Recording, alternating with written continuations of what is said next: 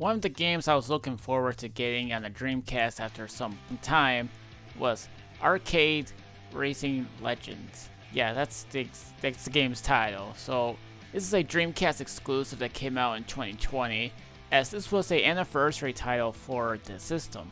And the game would have some different modes in here, like there would be career mode, where they test their skills, like race against a few opponents, or you have to turn and you have to race without hitting the bumpers or the guardrails, or you just have to beat in a certain time and then that's it. But there's so many of things out there. I think there's at least maybe 11 or 15 missions for you to complete. There's also a arcade mode, which don't get me started. It's not like your traditional arcade stuff. You have to always be in first place no matter what, and it's a pain to deal with. I say that because there's a beach level, which is a pain in the butt. It's almost like you have to perfectly time turn these things, because whenever you try turning these things, you always end up crashing to a corner. And I always just feel like the AI in the game is just cheating at this point. But look, everything else that'll be there, I think you guys will like it too, because there's time trial mode. There's also a dual mode, which is a 2-player mode. Yeah, the game only supports 2 players, so don't think of playing this in 4 players, because there's no 4 players. But this game does have at least over 15 vehicles you guys can choose, but it doesn't matter, because they all feel exactly the same, which I just think is dumb, if you ask me. The game was developed by Intuitive Computer and was published by joshprod, which you guys can get it on at Video Games Plus, Video Games New York. It was on Retro Fighter's site, but I guess they're not selling video games anymore. It's also on Pixel Heart's website, so you guys can go and check those websites out if you guys want to get certain covers of the game. It doesn't really matter because the game is region free. It's just a preference of what cover you would like to get, So like I said, you can choose any car, and all you basically have to do is race and win. There isn't too many buttons in the game. There's only maybe 4, 5. So you hold the A button to drive and the X buttons to brake. It's kind of weird because you think the triggers will be the one doing all the racing, because there have been some Dreamcast games I played that utilize the triggers that allow you guys to, race. But this game feels like it's made for buttons, because I tried playing with the triggers and it just does not feel right. It just doesn't work. I don't know why, it just does not work. And I say this as in you can actually customize your own bindings. So it doesn't really matter. You can do the A button, the triggers. You can change up to 3 different camera views in the cars. And you can create your own profile in the game. There's no online mode if anyone's asking. It's just local play at this point. Maybe it's just to build up your score or whatever. You can play around with the tuning of the vehicle, sensitivity or whatever.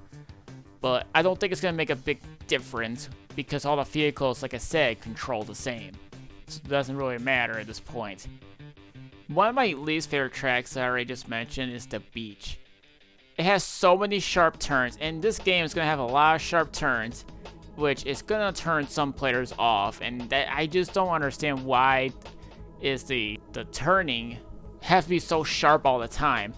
And whenever I try timing it right, it just feels painfully garbage to me.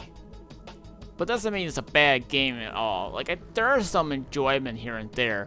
The music, I've already talked about the music for Driving Strikers as it being a equivalent to the late 90s, early 2000s. And I'm gonna repeat what I said from that video. It's pretty much an equivalent to that, which does feel like it too. So at least it's living up to that moniker. Now, here's the thing too about this game. Originally, I guess I just found this out too. This was originally a Kickstarter game. It was funded. And there's plenty of sponsors or people that you guys can look into this game. For example, there are vehicles that are, heavily inspired from other titles like Daytona USA, Crazy Taxi, F3 55,000. That was a racing game, by the way. And there's also a ice cream truck, which is a reference to Twisted Metal, which it's weird because it's a PlayStation game, not a Dreamcast. There's also other cars like Video Games New York, Pico Interactive, and plenty more that you'll find. No matter which vehicle, I think you guys may like whatever you're looking for. But this game only has 6 courses, so meaning you can only play 6 racetracks in this game, which I find a bummer, considering this was said to be an anniversary title, which kind of feels like a letdown.